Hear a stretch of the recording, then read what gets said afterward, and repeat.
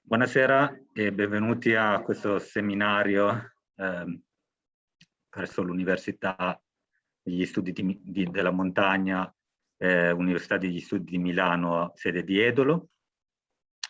Welcome everybody, and welcome to this seminar from the university, the Mountain University at the University of Milan in Edolo. Today, I'm very excited to have our guest, Lutz Melbort, giving a seminar about climate change mitigation and adaptation in agroecosystem in the Alps. Lutz is a very good friend and colleague, excellent scientist, and is head of a strategic research division, Agroecology and Environment at Agroscope, which is the Swiss Excellence Center for Agricultural Research. And he's part of its executive board. But Lutz is also a just professor for terrestrial biogeochemistry at the University of Helsinki.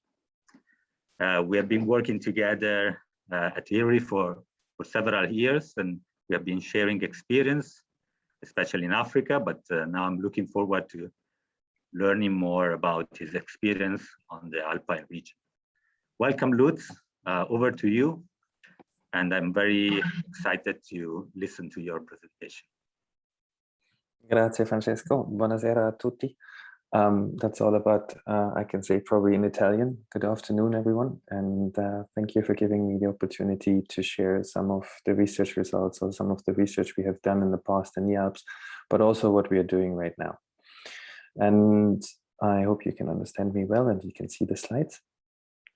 I had discussed with Francesco a little bit in advance of that seminar, and we thought about it would be quite nice to do a little bit of recap on agroecology, but then also on sort of enlighten you a little bit on the research I did with a couple of people before I went into Africa, but also linking it to the work we're doing right now, just at least a little bit. Okay, so starting with that, what am I going to talk about for the next roughly hour, I would say? There's a couple of learning goals I thought would be quite essential for this seminar, and then we're going right into it. I'm going down the road of looking at the 10 themes of agroecology as defined by FAO.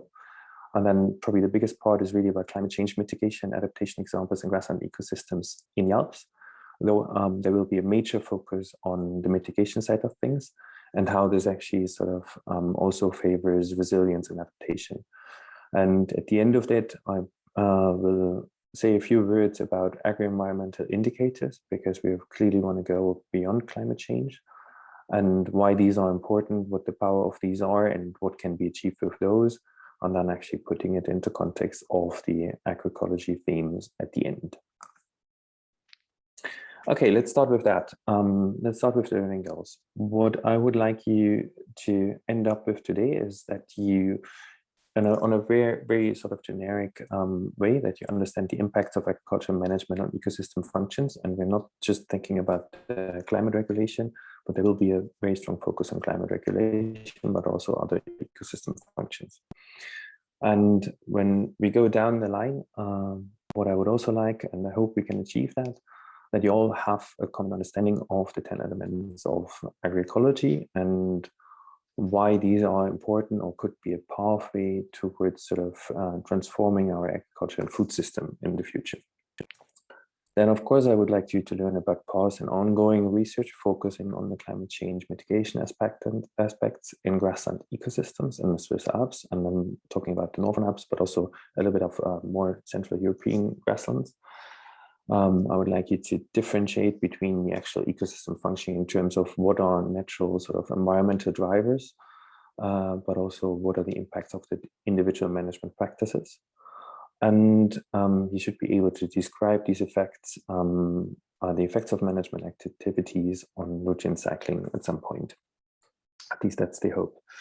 And of course, in the end, I still want you to understand the concept and advantages, especially the advantages of agri-environmental indicators and how these actually come together. So let's, before we go into details of agroecology and the 10 elements, you might have heard of climate smart agriculture as well. And especially Francesco and I, we did quite a lot of research down this area in Africa. But we also did that in the Alps before, and I would like to sort of highlight a little bit sort of the similarities, but also dissimilarities between the two approaches. When you think about agroecology, it has been sort of a science since the 30s, but especially in the 70s, it sort of became more an environmental aspect by promoting ecological theories and agricultural production, and sort of becoming almost organic. And then in the 80s, 90s, and that's sort of coming from Latin America, also social and economic entry points were found. And it was more about food sovereignty of local populations. And by the 2000s, we basically also expanded that to food security and climate. Now, when you put this into context with climate smart agriculture, which is sort of something from much younger, it's an approach to address agricultural development under climate change. It was developed to foster climate change planning and investments. It's very, very science-based, and it's targeting usually institutions first and not necessarily the farmers.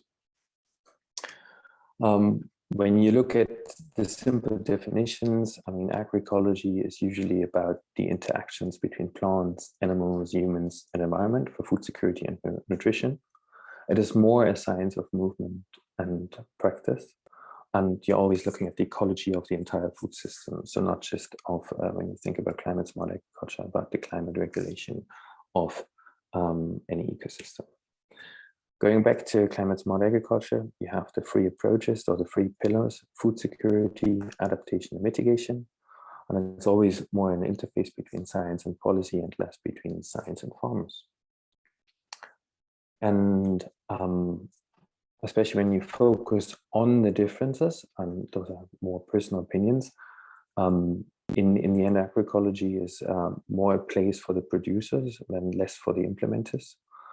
There's a stronger focus on food sovereignty versus food security, especially when you look into Switzerland. I mean, we have sort of the demand of producing 60% of the food, or the demand of food within the country.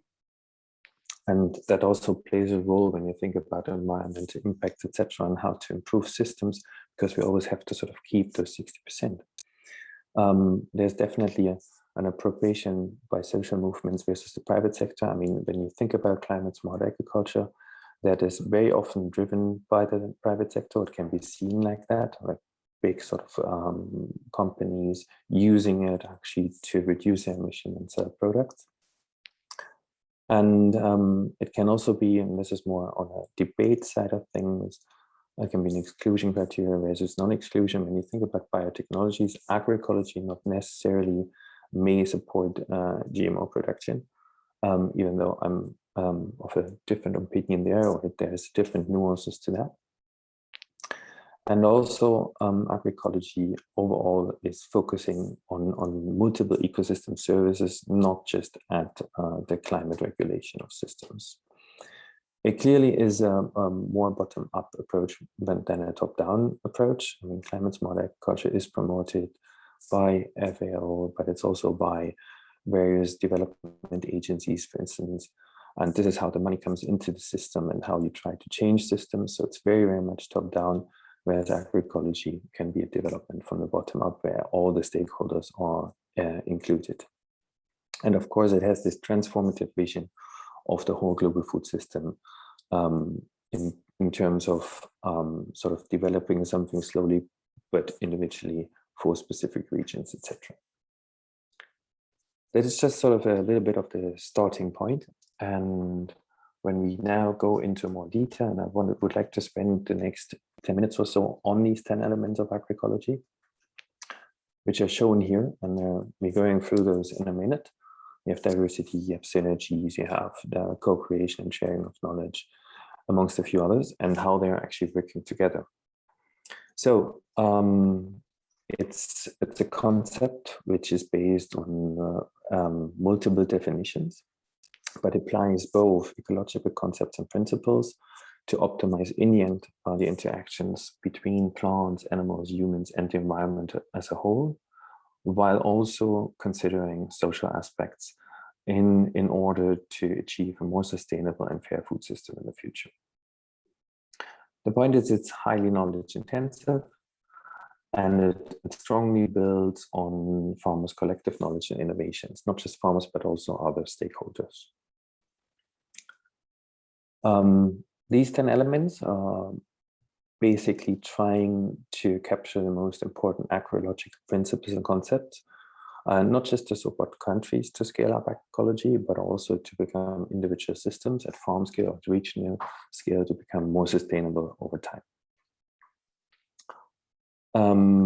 And it's supposed to be inclusive as much as possible, without just focusing on one single definition or an individual stakeholder group or a specific region. As I mentioned before, that's the reason why I basically did this comparison with climate smart agriculture. And by highlighting these important sort of principles and properties at farm, but also agroecosystem level within the food system, we can achieve different entry points for the different stakeholders in sort of strengthening agroecology. So that is, it could be FAO, it could be NGOs, it could be research institutions, but it can be governments and other partners. That's really so that you find your way into the system in order to transform towards a more sustainable food and agricultural system. And when you go through these, you see all these interactions between the 10 elements, and some are sort of favoring each other, some are sort of creating more an enabling environment, especially when you look here at the responsible governance or at the circularity. But in the middle, sort of as some central features, you have the diversity, the synergies, and the co-creation and sharing of knowledge. And what I would like to do with you now is we quickly go through these 10 elements so that everybody is sort of on the same page. Let's start with diversity. And diversity is really one of the core criteria, which means that agroecological systems are highly diverse. You're not just having a monoculture or something, but you're having a diversity of different species, plant species, animal species, varieties, and breeds, in order to increase your production, your ecosystem services, but also to reduce the consequences, the negative consequences on the environment. But you're also trying to produce more nutrition, more diverse nutrition. And the more diverse your system is, usually the more resilient your system is to external stresses. And when we're coming to the next one, which is co-creation and sharing of knowledge, I mean, I mentioned it before, it's very knowledge intensive, but it's not just one sort of knowledge from in which you can apply generically across the globe, because it's always context specific depending on the system you're working in. And you have to keep sort of traditional indigenous knowledge into account. You have to look at different practical knowledge, but also the scientific knowledge. So you're really trying to combine different levels of knowledge. And it's not just a formal way of education, but it's also a non-formal, informal way of sharing knowledge. And by that, you can sort of look at different systems, different agriculture innovations, which respond better to those local challenges you may have. And that applies for anywhere, not just for the Alpine regions. Then we have the synergies. Of course, what I mentioned before already, and this is a link to the diversity part. If you have a very diverse system, you're trying to find synergies in terms of benefits within the system. So you try to combine livestock with crops, with annual crops, with perennial crops. Potentially, you're looking at the potentials of your soils and different soil types within your farm system, for instance. And you also try to synchronize your production in time and space. In order, you just really want to avoid as many as possible trade-offs or minimize those. Then the fourth element would be the efficiency, and you will see that they are somehow interlinked. All these things are interlinked because you will have a link to resilience, for instance, here within the efficiency. Efficiency is very strongly thought about, sort of that you're trying, as much as you put in, you also try to get as an output. And you put this into context to your abundant natural resources, such as how much carbon, nitrogen you have available, how much light you have available, how much water you have available. And after all, you're trying to reduce your external inputs. By that, you logically should reduce your costs. You will minimize your environmental impacts, and I will give some examples about that later on. You should improve your ecosystem services. And again, you should sort of increase the resilience of your system. Which brings me to the next point, or the next element, which is about the recycling. And I think this is one of the core elements as well, because when you think about an agroecosystems and how you try to avoid any losses, what you try to do is you use your nutrients as good as possible, and without sort of wasting anything or avoiding losses. So we talk about nutrients, but we're talking about overall biomass and water. Again, you're boosting your efficiency and you're avoiding the negative environmental pollution effects. And you can do that at farm scale, but usually the better way would do that at landscape scale, because the environment does not necessarily stop at the border of a farm. Then we're coming to resilience again. In the end, we're talking really about the capacity of a system, a farming system or a landscape, to recover from disturbances. And some of these disturbances could be climatic extremes. But it can also be pest outbreaks, which may be driven by climate. But you also want to have a certain socioeconomic resilience. So resilience to variations in the market, for instance. You can do that by the diversification, and we had the diversity element, but also by the efficiency element we had before. Again, you reduce your reliability on external inputs, and you're becoming a more integrated system. Then number 8, it should be human and social values. And this is sort of what I mentioned before, when I also linked to the origins in Latin America. What you really try to become is to have a certain, or fulfill certain core values, such as equality, inclusion, justice. You want to keep the producers and communities as powerful as possible. Because they can actually drive change. It doesn't necessarily have to be by external bigger retailers, for instance. And of course, especially when it's even more relevant at the moment or more present, it's gender equity and also equity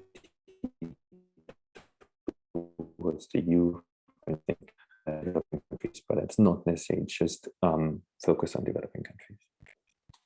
Then we have culture and food traditions, which is something I think which is very central in many places, for instance, in Italy, but Switzerland or Austria, because it's a cultural thing, it's human heritage, and you try to keep certain traditions, because this is how we can try to change the system, or even return to a more sustainable system which you might have had.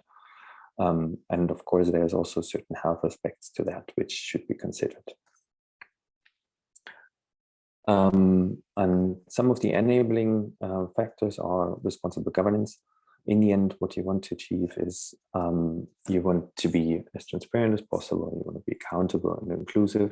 So you're trying to create an environment which values the producers.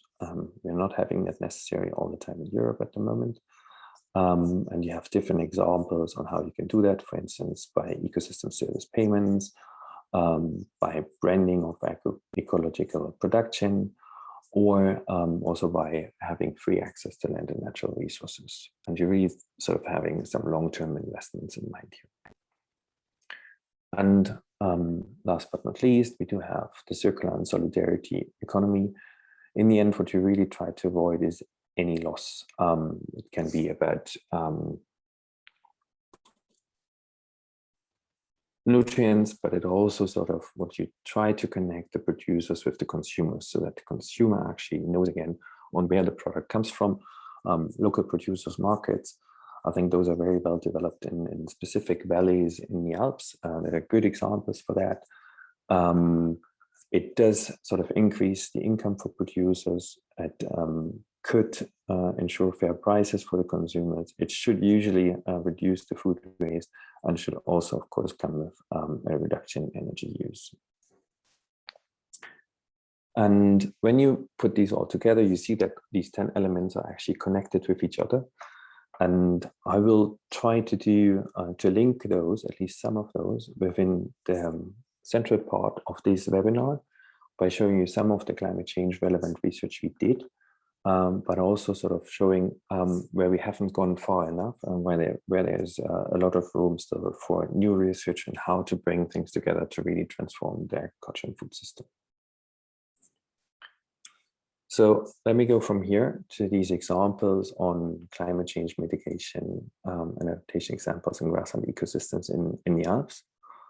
And what I will focus on is a 3-stage farming system, which I'll explain in a minute. I will strongly focus on the more lowland systems because they're more intensive and you can actually do a lot more within those when you study those, and you can also modify them or change those systems more easily. What I will look into specifically is the quantification of greenhouse gas emissions, because we want to have this climate aspect, but also how we can sort of reduce this climate aspect and how can we possibly make the systems more efficient. I will specifically look into the effects of management activities. And I will try to show you some pathways to reduce these emissions and then closing the nutrient cycles with that and actually increasing the resilience of these systems, which is more like a short-term adaptation to climate change, not necessarily the long-term. So what we have here is, those are the 3 sites we're having. It's a 3-stage farming system. Those are just some top-down views from the maps, but I will actually show you some actual pictures of these sites. We have a main site, which is located in the lowland. We use it for grass production. It's located at 600 meters above sea level. And it's a cut and carry system where we do hay and silage or fresh green forages. And the second site is here called Frühbühl. It's the Mayen Sees. It's again used for grass production during summer, but also for grazing, especially in May and September when the animals are moved up towards the mountains. And that's located at 1,000 meters above sea level. And the third site is the extensive site. It's mountainous. It's located at 2,000 meters above sea level, and it's purely used for summer grazing because none of the animals could actually be there during winter, and you're very familiar with that. These sites, the 3 sites, are part of a network of greenhouse gas observations, continuous greenhouse gas observations called Swiss Fluxnet. You see Switzerland here, you see different sites with observation towers. We have cropland sites, we have grassland sites, and we have forest sites.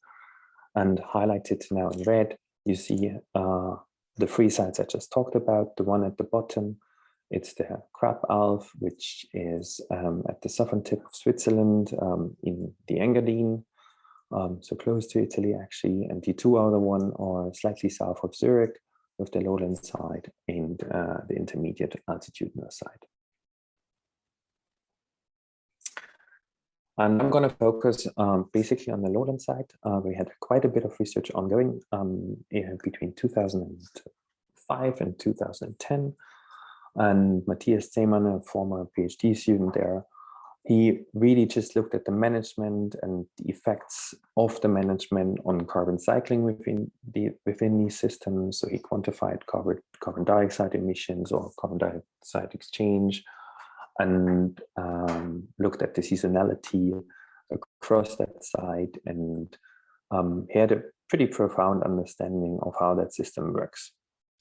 But what he didn't do, and we couldn't do basically, was like, what about the other emissions, greenhouse gas emissions? Because besides CO2, which should be more or less in a balance, we also have methane emissions, both from soils and from animals. And then we have nitrous oxide emissions, because these are highly fertilized systems. And that's something what I would like to focus on today, is especially the nitrous oxide aspect. It's just one narrow, tiny thing, but a quite important component. And before I go there, I want to give you this example of basically all the different research we did at just one single site over the years. So we had this looking at ecosystem greenhouse gas emissions, carbon dioxide, methane, nitrous oxides, ammonia, etc. We tried to sort of quantify these emissions with different approaches. We did quite a bit of technical advancements, and then we tried to understand processes with isotopes, for instance, and we also tried to scale our findings to larger scales, not just from a field, but to a farm or to a landscape or to the country. And in addition to that, we sort of tried to understand the effects of already ongoing climate change. So we have projections that summer precipitation is going to decline by 20% in Switzerland. So that's a reason why we carried out drought experiments. And we looked at the ecophysiology within the system. So what happens with the carbon, which is taken up by the plants? Where does it go? Does it go into the roots? Does it go into the soil? Or do we lose it again by respiration? And also what happens to other processes which lead to nitrous oxide emissions. Because after all, when you look at the climate footprint of these systems, nitrous oxide is likely one of the dominating greenhouse gases we are having. So why is N2O so important? And I would like to put this more in a global context, actually, and then in the agricultural context. I mean, at the moment, global grasslands are responsible for more than half of the global nitrous oxide emissions, especially from the soil. You see a map here. You see how these emissions have increased since the 1960s. It has to do a lot of basically with fertilizer applications starting in the 70s, but also you have a continuous sort of emissions due to manual applications, etc. But that's what we're looking into later on. As I said, they have doubled almost since the 1960s, which is due to the increased use of fertilizer application and an intensification of these systems. And since we know about that, but there's also commitments from countries to reduce their emissions from the agricultural sector, we need to look into mitigation practices. And the nice thing, and I mentioned that before, is once you start avoiding these losses, you're starting to close nutrient cycles. And by that, you increase the resilience of these ecosystems to stresses. It's like you're having a healthy or a sick cow. And I mean, of course, the healthy cow under stressful conditions is usually surviving longer than the unhealthy one. What are we having here? This is going a little bit into the processes of N2O production. Right in the middle, you have this sort of, and I hope you can see my cursor a little bit. You have this continuous N2O emission from the soils due to the microbial community, which is active in the soil. But then, of course, you start priming it by adding nitrogen fertilizer. You want the nitrogen in there, especially nitrate and ammonia, for the plants, for plant growth. But if you have a temporary sort of exceeded supply of nitrogen, so that the plants may not be able to take everything up, you have these bacteria and microbial processes such as nitrification and denitrification, which actually lead to additional nitrous oxide. And we looked at that very early, well, not very early, but in between 2012 and 2010, 2011, during a PhD thesis from Dennis Emer, who really tried to quantify these emissions for a whole year, taking little chambers, boxes, to quantify those. And you see we have like every week or every second week, we have a measurement here. And you see some peaks during summer especially, and background emissions during winter here in the figure. And those peaks are usually coinciding with these the dotted lines, which are management activities. And when you sum these numbers up, you can come up with a budget and sort of say how much nitrogen has actually been lost in form of nitrous oxide, and also what the global warming potential of these systems is. Now, just measuring every sort of 1 or 2 weeks, we might not be able to capture all these effects of management activities. And the question was, can we actually do, and can we sort of also go further and looking into what are the specific management activities which matter in terms of these emissions. So what we did is we basically set up these towers and monitored not just CO2 but N2 emissions as well. It was one of the first sites in Europe that was capable of aerial picture here in the middle from a blimp, from a balloon, because this is coming later. Again, we tried to modify this system to reduce these emissions. And we basically did that for more than 5 years. This is still ongoing, but I'm only going to show you 5 years of data. Right now, you're seeing in this top panel, you're seeing daily values, daily average values of the exchange of carbon dioxide. It's always a good measure on seeing whether a system actually worked. Anything which is positive means that you're losing carbon dioxide to the atmosphere from the system. Anything which is negative is basically some carbon dioxide going into the system, in that case via photosynthesis. All these colorful arrows are showing you management activities. The blue ones is usually harvest, the red ones is fertilization events, the green ones are grazing, and I will come to the gray ones in the middle in a second as well, and the purple ones. So this is CO2, but now we look at nitrous oxide emissions. It's something what I was trying to focus on during that time. And you usually have this seasonal pattern of some emission peaks during summer and every year.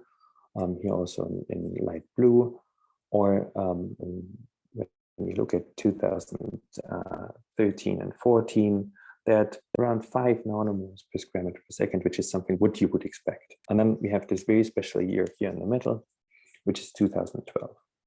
What happened there? That was really the question, what did happen there?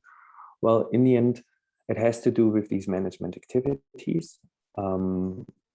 What occurs on a typical frequent timescale of 5 to 10 years, that these intensive grasslands are being restored.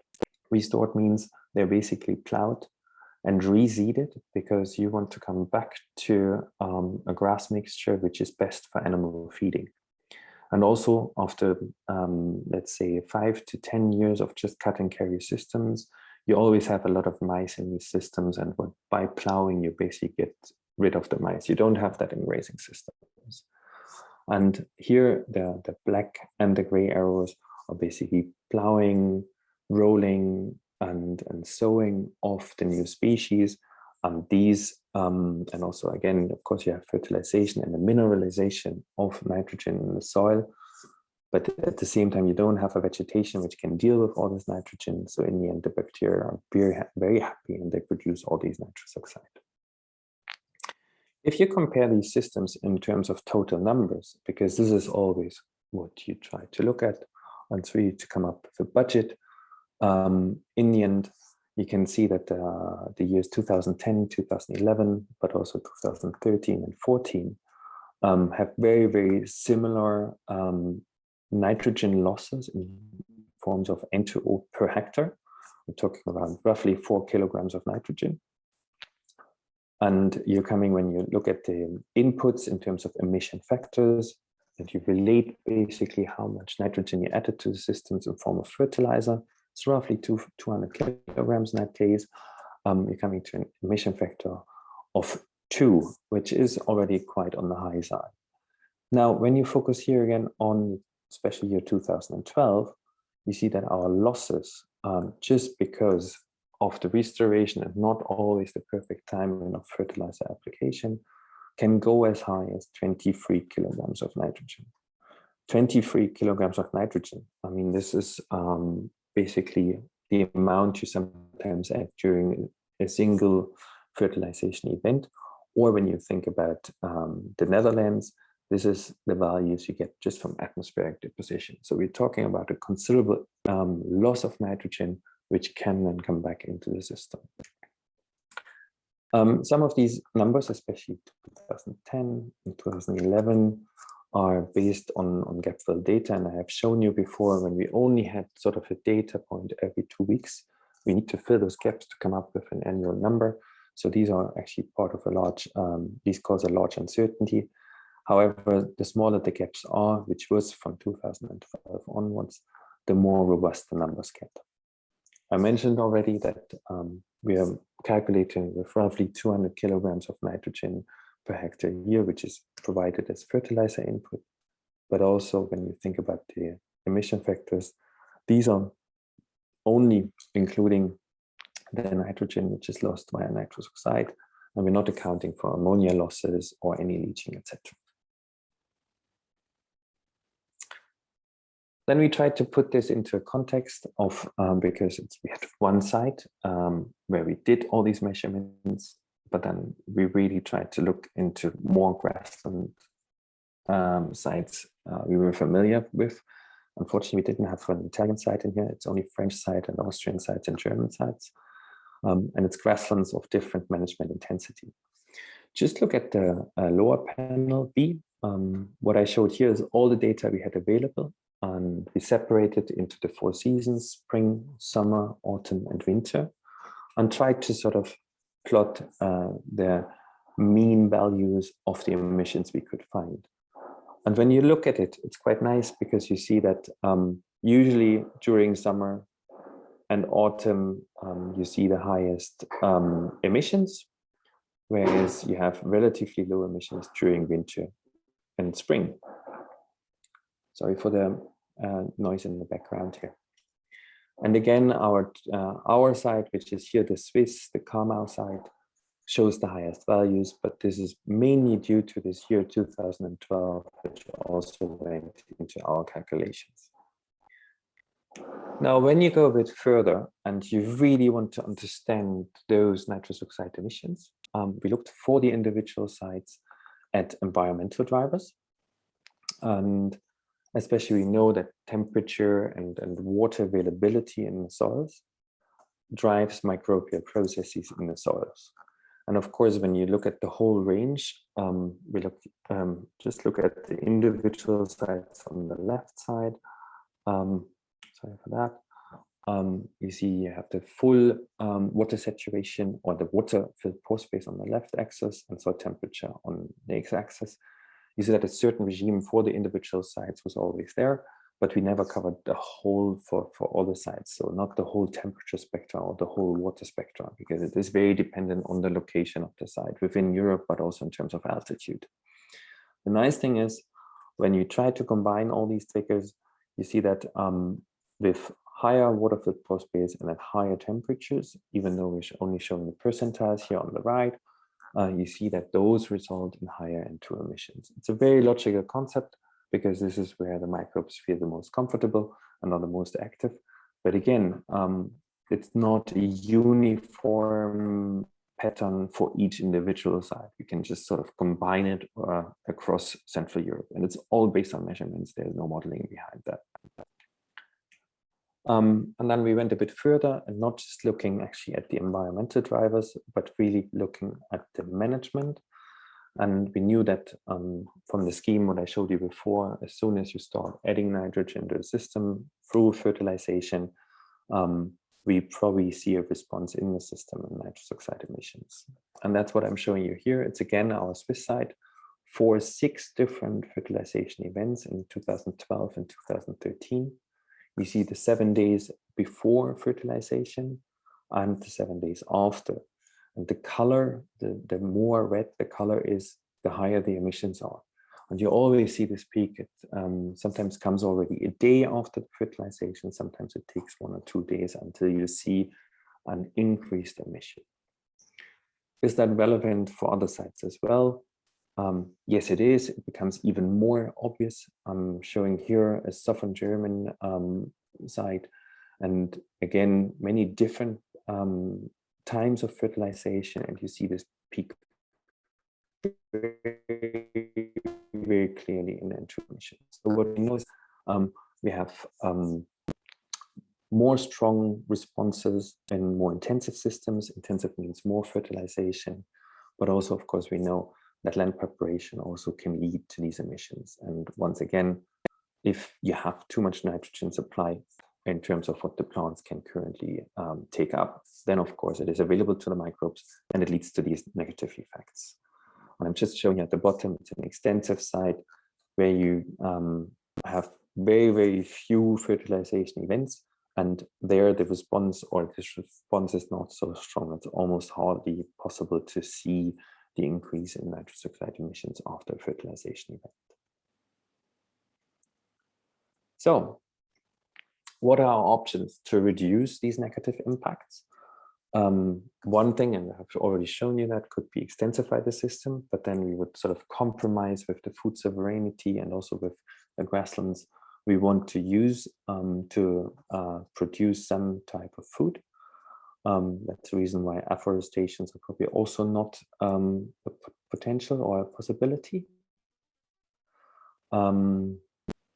Other options could be to replace our mineral fertilizer with fertilization, or we could provide the nitrogen, which is definitely needed for plant growth, maybe with other plants or with intercropping. And that's the reason why we set up a bigger experiment.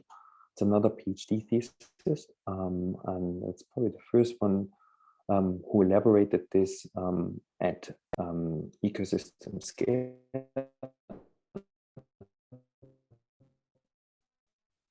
So because the clover fixes the nitrogen from the atmosphere and makes it available to the plants. It's the same site I have shown you before with this aerial view. And our advantage was that we can, with one measurement tower, we can measure both parcels due to the antagonistic wind directions, etc. And what we try to do is collect all this information. So we had the flux data for all the greenhouse gases.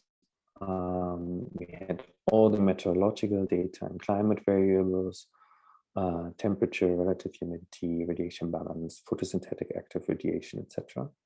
We also looked at the soil. We looked at soil water content, soil temperatures, oxygen concentrations. We looked at all the vegetation patterns, vegetation height, etc.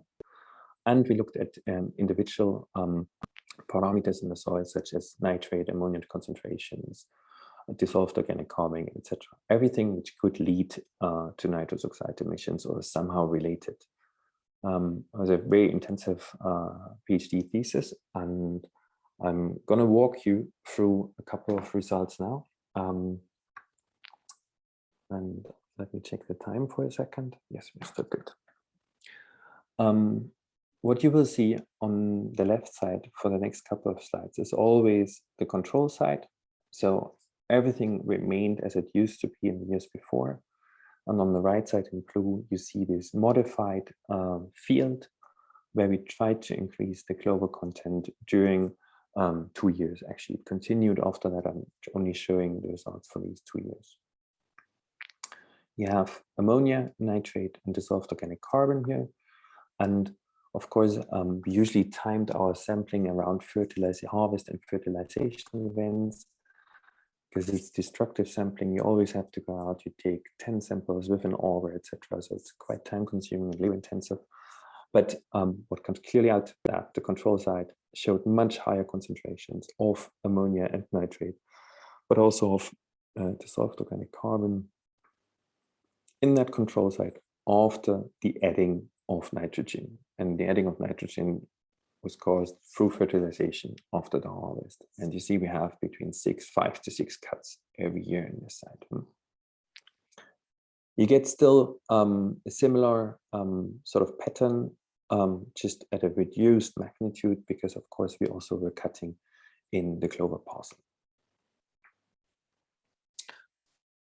Few more results on that. When you look at the yields, because we quantified the yields in tons of biomass, there's bed biomass, again, dry biomass is one in the second panel, and also legume proportion is shown in the lower panel.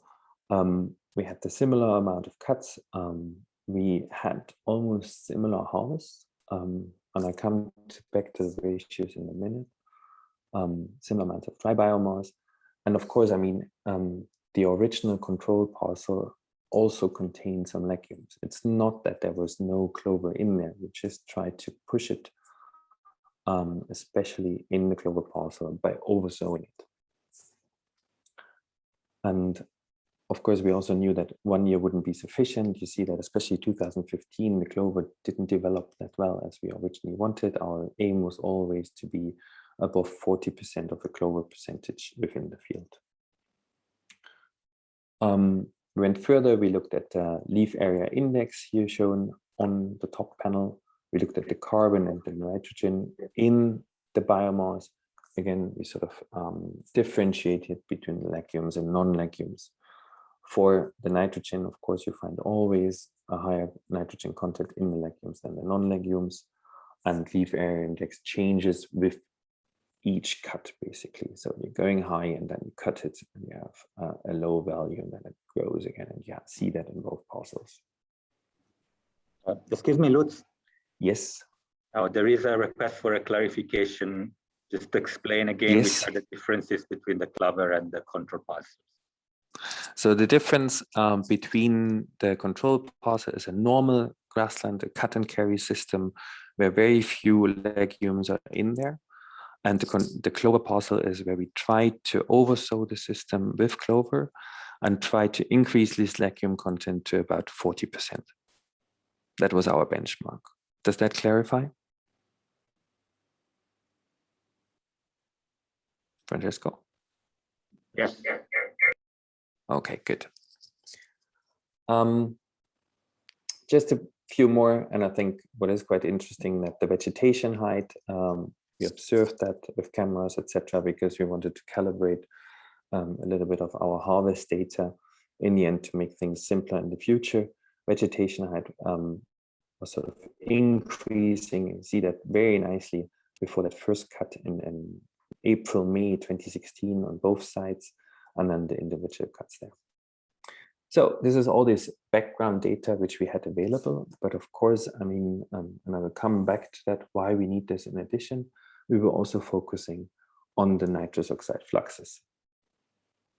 This is a bit of a complex figure, and I would like you to concentrate on the left side first. Again, red is the standard system as we had it for many, many years, and blue is the clover increased parcel. And we compared them in 2013 and 2014 when they still had the same management. There was no change done. It's just the different parcels, and it's indicated here by the tractor and the wheel, the hay in the bottom.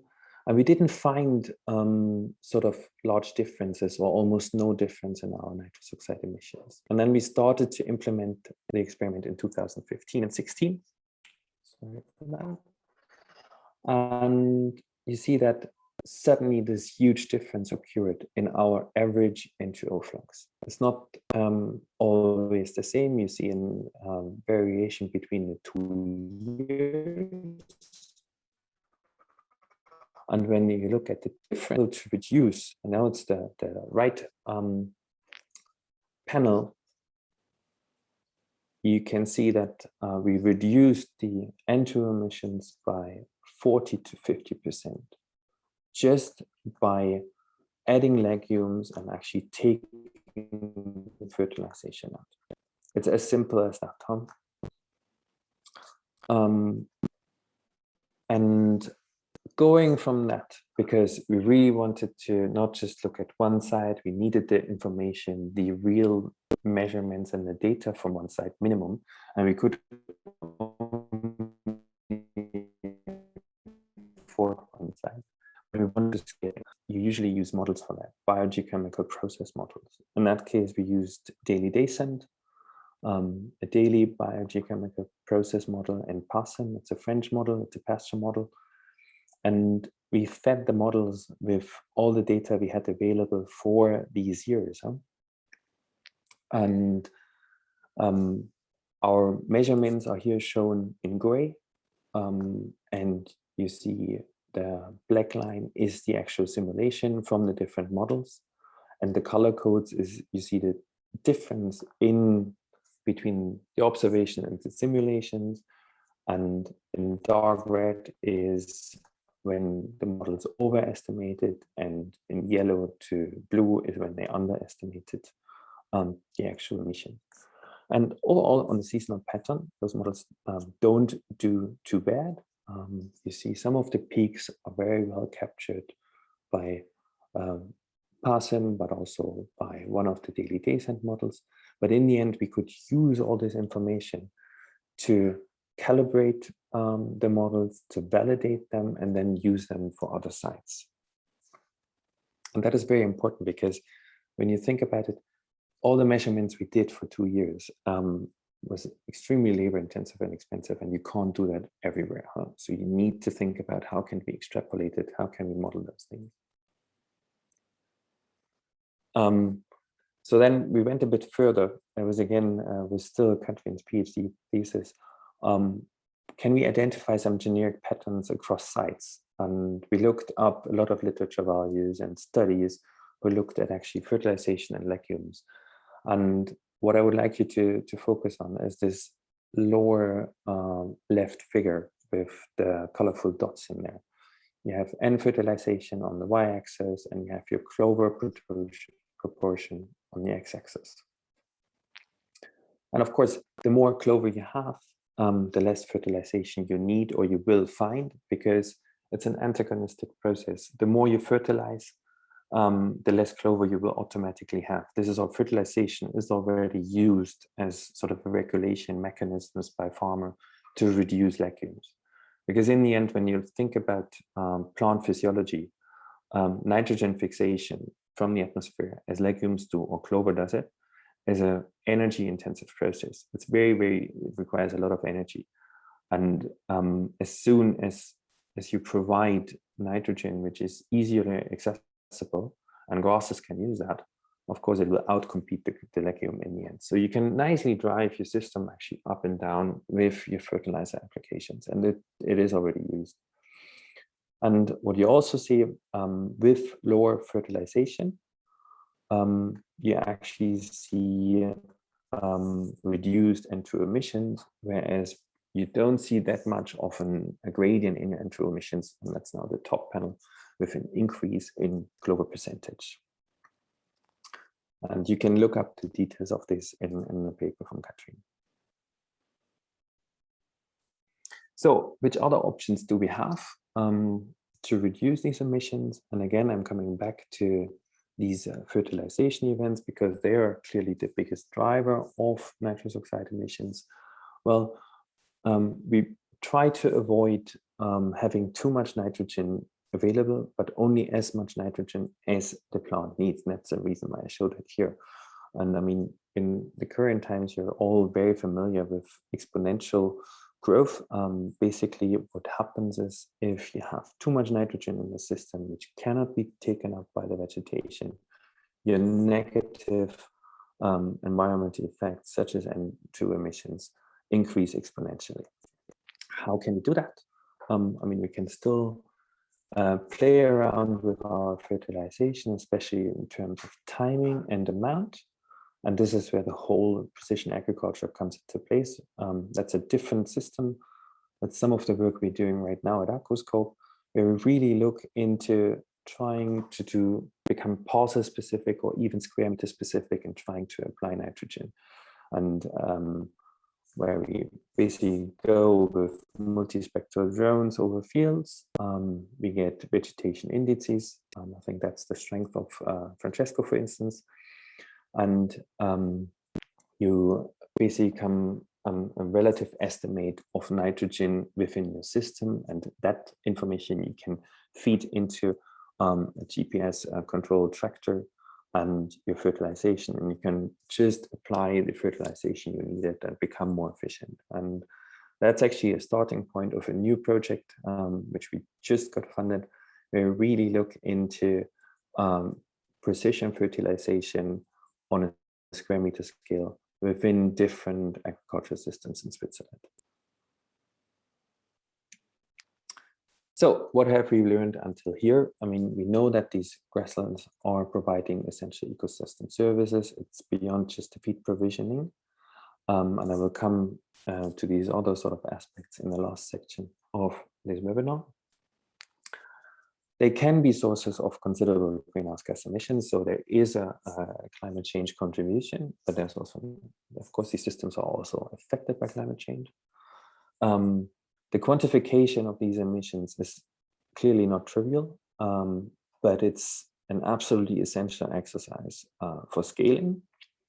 And we know about different pathways to reduce these emissions, but they have to be tuned to very specific locations. So just because the clover increase in the lowland systems, it might likely be working at the intermediate altitude, but it may not work at the high altitude of the systems. There's other options there. And what also is not done, we just looked at one intervention, and I showed a second one with the precision agriculture. What we have to do is, like, we have to combine different options and measures together, and then look at the synergies and trade-offs between those, because in the end, just looking at individual options, that's a little bit of the story of the past. We know about many more options, but we don't know about the interacting effects between the different approaches we have. Good, which brings me actually to the last part of this webinar, and it's really talking about agri-environmental indicators. One indicator could be greenhouse gas emissions, but there's many others. Nutrient balances, biodiversity, soil erosion, etc. And that already covers a little bit of what are agri-environmental indicators, but also why do we need them? Well, we need them to monitor our environmental changes at farm level and regional level. They can be aggregated. The better is if you have that at farm level, you can actually extrapolate to the next larger scale, which could be a landscape or a region. But you can also differentiate between farm types, and I will give you some examples for that. And they provide a very valuable basis for designing, targeting, and evaluation of agricultural policy measures. I mean, if a federal ministry sort of implements certain regulations, how the farm systems should change, you really want to track on how the systems are actually performing and what are the good and bad and whether actually your measure works.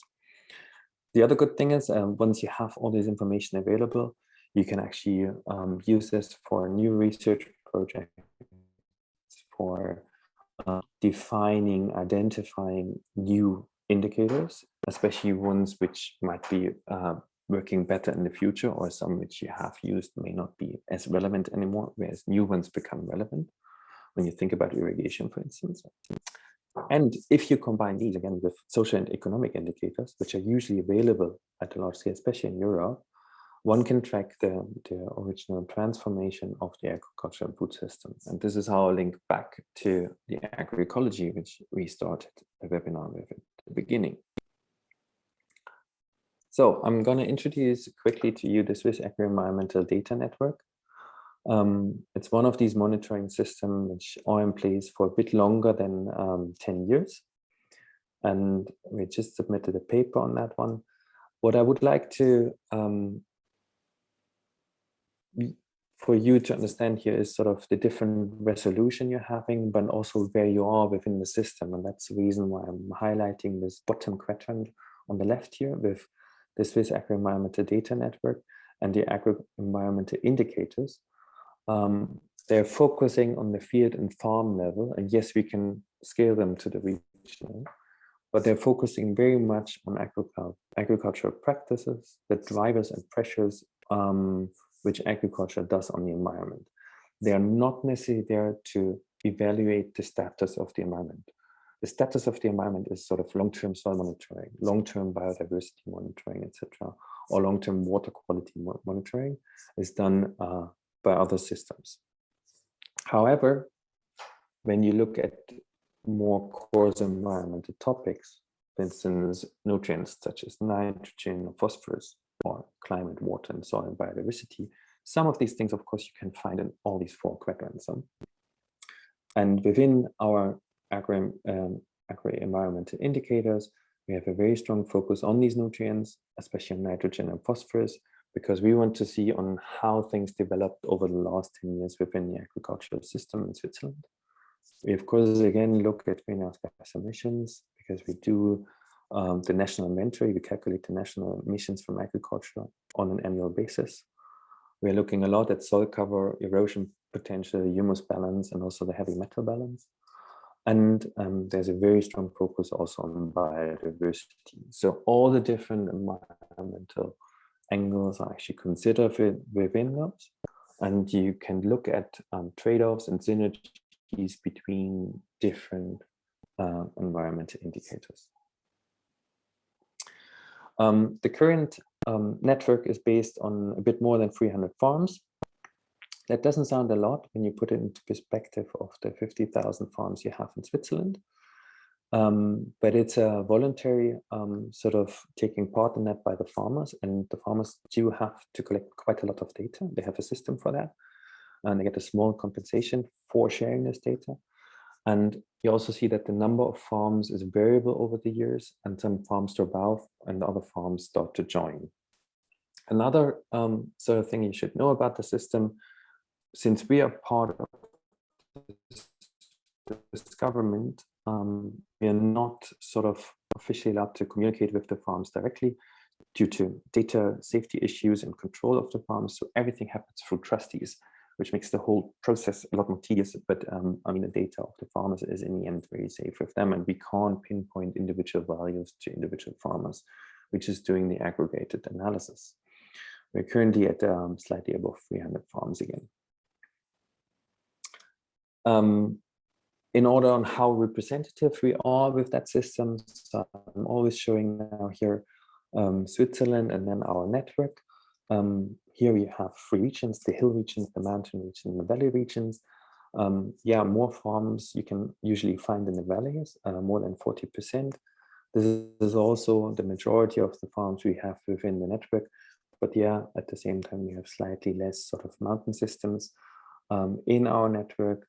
And the reason for this is the mountain farm systems are usually relative smaller than the valley systems, and getting all sort of a sophisticated data collection system into place may not always be the most motivating part for the farmers. When you put this into context of the size of the farms, you see that there's about 15% of the farms between 0 to 5 hectares in Switzerland, and then it's more or less equal for all the different sizes. Within our network, we have a relatively strong focus on the bigger farms, again, because the co-benefits of collecting all this information for the farms themselves is just much easier and makes more sense than for the very small ones. You can go a bit further down in granularity. You can sort of look in terms of the representativity by animal category. You have here from cattle until goats. I think we're very well on that side in terms of representativity. And you can go even further looking into farm type and animal density, which you see here on the right side. So we're covering most of the animal densities quite well, not the very sort of dense systems, super high production systems, but in terms of farm size, especially cropping systems, we are probably covering a bit better than other systems. And that's probably the only Italian slide I have in this webinar. All these results from this Swiss Agroenvironmental Network are published once a year by the Federal Office of Agriculture in the annual Swiss Agriculture Report. And you can look that up in German, French, and Italian. And that's the reason why I put the Italian sort of version in here. You can click on the link and then all is fine. But I want to show you what happened basically since 1990. because this is how we can track the efficiency of the systems over time.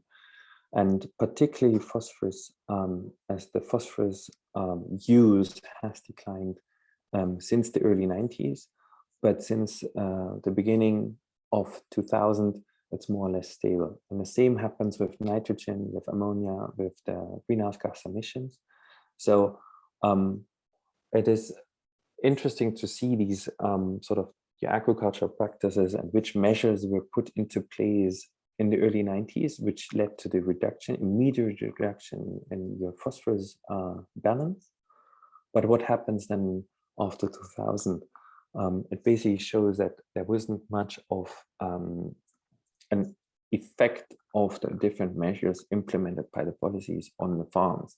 And that is currently a big problem because the Swiss agriculture contributes a lot to environmental pollution, and there's measures on how we can actually reduce this while not, again, sort of going against the food sovereignty. So you see the trade-offs between the different approaches. And we're trying to advise the government on sort of where can things become better or not.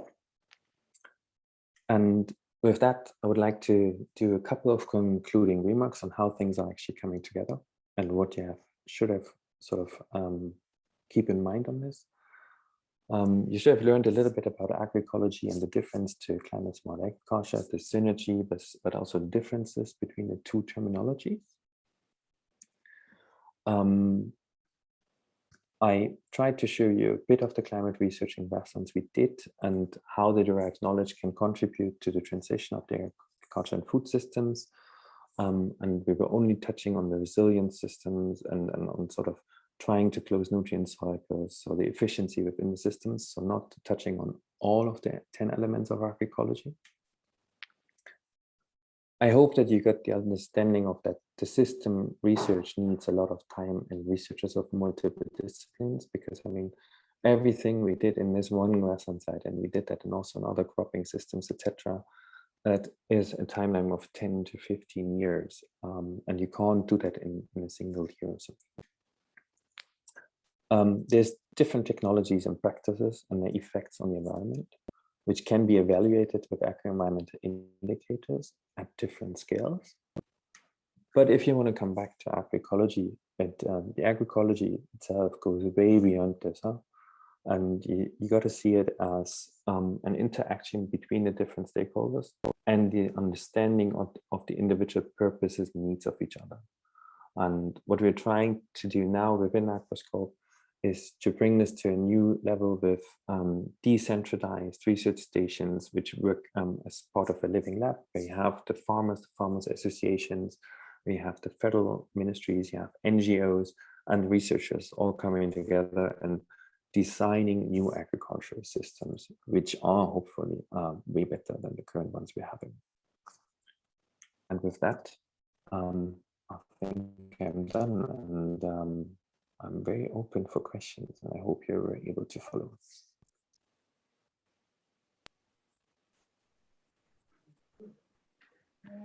Thank you very much. Francesco, are you there?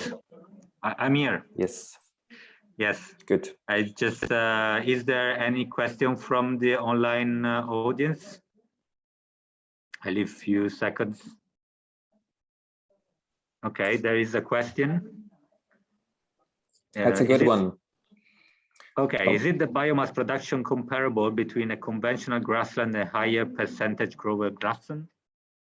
Yes, it is. The point is actually we didn't see a decline in our production in the first 2 years of the experiment.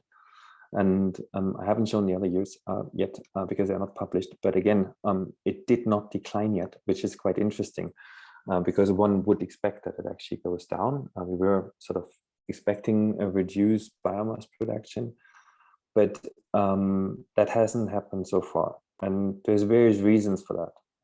There's a huge nitrogen pool in those soils because the system has been fertilized, actually over-fertilized for 20 years probably, number one.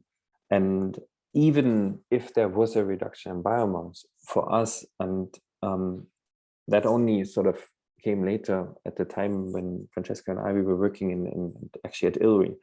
when you have a different forage, sort of combination of legumes, you have a higher protein content, etc., you actually might have a better feed. And this again then reduces your methane production from the animals. So again, you come to a better system understanding. So it's not necessarily a bad thing to have less biomass.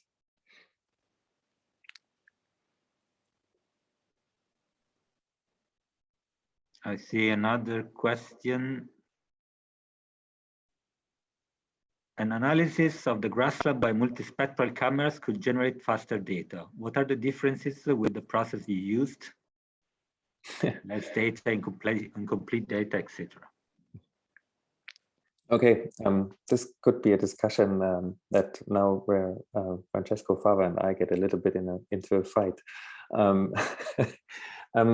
I would love to have multispectral data of all the different systems. Number one, is it more continuous? Well, you can't probably fly a drone all the time. And analyzing all that data at this high resolution will take a lot of computing power. And we're definitely not there. We don't have the manpower nor the computing power at the moment. Plus, you need to calibrate your system to your spectral indices. And while we might get sort of remotely estimated nitrogen content, something we could do fairly well, the actual amount of biomass and the actual quality of the feed, especially also in the emissions, we don't get those from the multispectral cameras. I don't know, Francesco, do you want to add on? Because that is definitely more your field. Huh?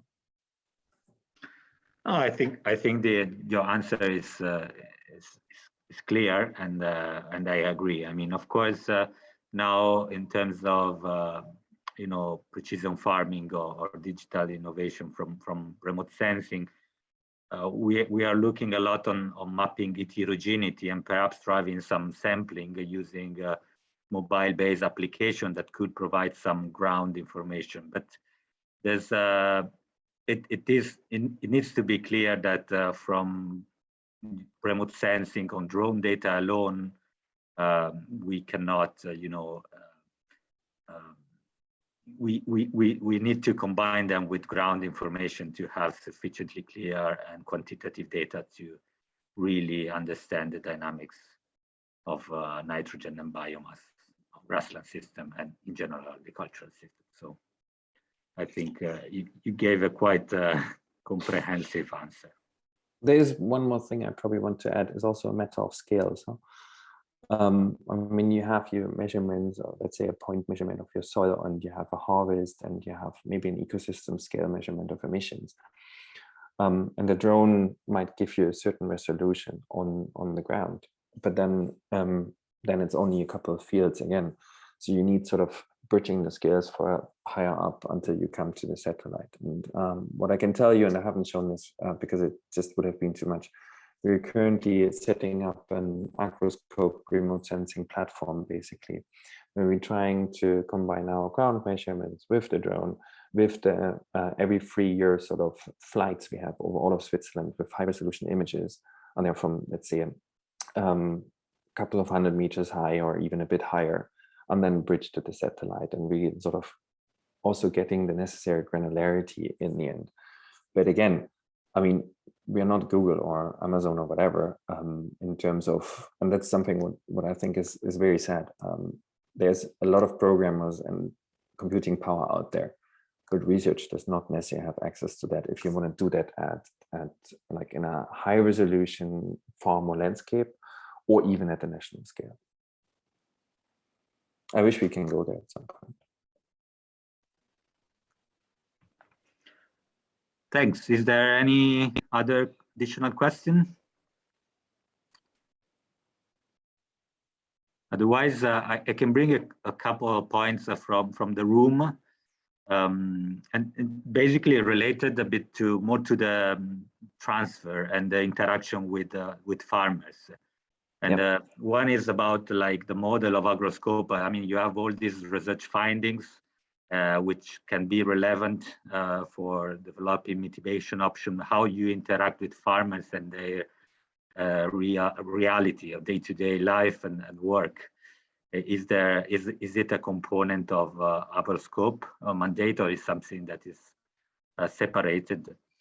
And maybe something that is somehow related is about, we are seeing, for example, now you mentioned precision farming and digital technologies, but also the limitations in terms of scalability.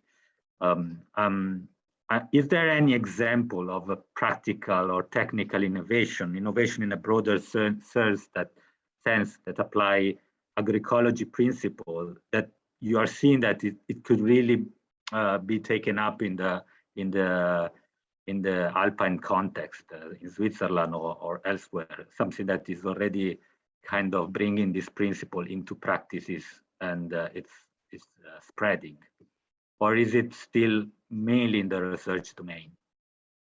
No, so I probably should tell you something on the background on Agroscope in that case. So we're consisting of 7 strategic research divisions and then of 3 competence divisions. And the 3 competence divisions, one is on plants, one is on animals, and one is more on analytics. And the research divisions are, one is again on animal production systems, one is on economic evaluation, and then there's one on plant breeding and plant protection, etc.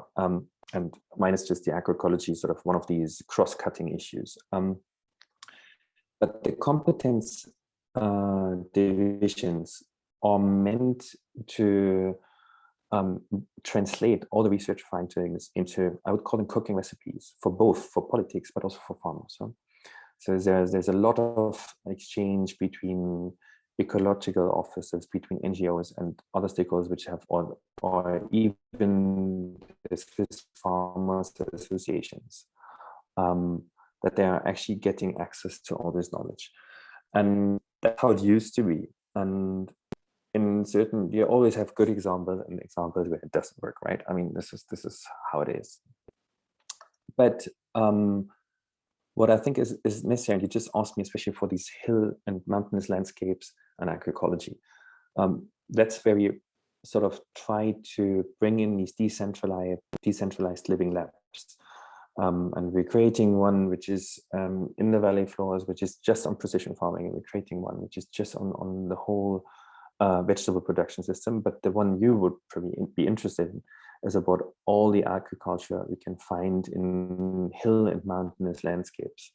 And we're looking at forage production systems, at what it means for cheese production, so the whole dairy value chain, and how we can bring the primary producers with the cooperatives, with the big retailers and everyone together, plus the ministries, actually, because they need to show on how they can reach their climate goals, for instance, or how we can become more agroecological, because even the agroecology term is not just part of our mission by now, but also of the Federal Office of Agriculture. And we just started it mid this year, and we run these as long as there is projects and as we see as they are working. But it sort of just kicked off like half a year ago, so we don't have the results yet. But it's a fully bottom-up process, and it's not necessarily cheaper or less time-consuming, because you really need to bring everyone together, and everybody speaks a different language. And I'm not meaning French, Italian, and German, which is already one angle we're having, but it's actually we're coming all from different disciplines. And sometimes you might talk about an apple, but you're actually not talking about an apple, for instance. You know, it's very, very time-consuming.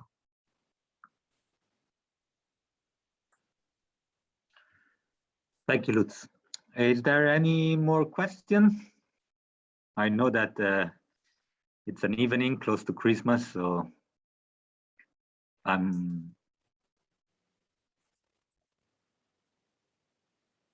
yeah, I think Lutz, this was a great presentation. I'm sure we have learned a lot. I personally did, and I want to thank you so much for your contribution and for accepting my invitation. I want also to thank all the students and the participants who came, despite, well, it's 20th of December, many are late with the presents and so on. So thank you very much. Have a great evening. And yeah, I close now the seminar. If you want to say something to close as well, Lutz. But it's been a pleasure to have you here. I hope to have you in person next year. Yeah, thank you, Francesco, for that. And I would have loved to be there in person. Next time we can definitely do that. And I hope to see some of you maybe at Agroscope at some point. And with that, also Merry Christmas.